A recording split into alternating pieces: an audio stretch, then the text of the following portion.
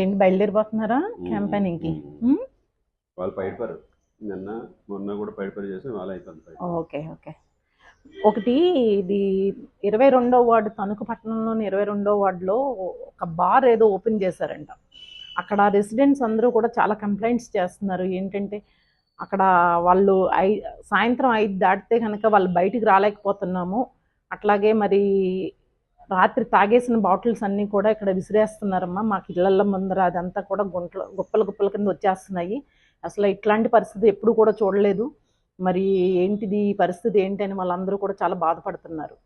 ఇప్పుడు జగన్మోహన్ రెడ్డి గారి పాలసీలో భాగం అది కూడా. ఆయన సంపూర్ణ మద్యపాన నిషేధం చేస్తాను, 3 విడతల్లో సంపూర్ణంగా మద్యాన్ని నిషేధం చేస్తాను అన్నటువంటి వ్యక్తి ఈరోజు మద్యం ఆదాయాన్ని తాకట్టు పెట్టి 25 సంవత్సరాలకు తాకట్టు పెట్టాడు.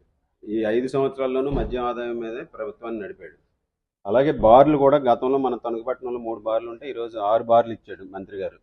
సో ఆ విధంగా ఇళ్ల మధ్యలోనూ పెట్టేస్తారు, లేకపోతే ఇళ్లలోనూ పెట్టేస్తారు, ఏదైనా చేసేయగలరు కెపాబిలిటీ ఉన్నటువంటి వాళ్ళు వీళ్ళందరూ కూడా. ఈరోజు ఆ విధంగా ఏంటంటే గతంలో పర్మిట్ రూములని ఉండి లోనే మద్యం సేవించేవారు. ఈరోజు బయట ఎక్కడ పడితే అక్కడ పొలాల గట్ల మీద రైతులందరూ కూడా బాధపడుతున్నారు.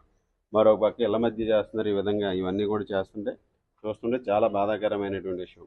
ఒక పాలసీలో వీళ్ళు తీసుకొచ్చినటువంటి పాలసీ వాళ్ళకు అనుకూలంగా, నాయకులకు అనుకూలంగా చేసుకుని ఈ బార్లన్నీ కూడా ఇక్కడ స్థానికంగా ఉన్నటువంటి మంత్రి గారి అదుపాజ్ఞలు నడుస్తున్నాయి. ఇవన్నీ కూడా తప్పనిసరిగా అప్పుడు ఇక్కడ అధికారులు, ఇక్కడ ప్రభుత్వాలు సపోర్ట్ లేకుండా ఇట్లాంటివి చేయలేవు కదా. ప్రజలందరూ కూడా ఇదంతా కూడా గమనిస్తున్నారు. రాబోయే కాలంలో వచ్చే ఎన్నికల్లో ప్రజలందరూ కూడా తగిన బుద్ధి చెప్తారు ఈ వైఎస్ఆర్సీపీ ప్రభుత్వానికి. ఎందుకంటే జగన్మోహన్ రెడ్డి గారు చెప్పారు, 3 విడతలుగా సంపూర్ణ మద్యపాన నిషేధాన్ని చేసి చెల్లెమ్మలందరికీ తోడుగా ఉంటానని చెప్పినటువంటి ముఖ్యమంత్రి ఈ రోజు చెల్లెమ్మలకే ఇబ్బందికరంగా మారినటువంటి ముఖ్యమంత్రి ఇది. మరి ప్రజలందరూ కూడా గమనించాలని నేను కోరుకుంటున్నాను.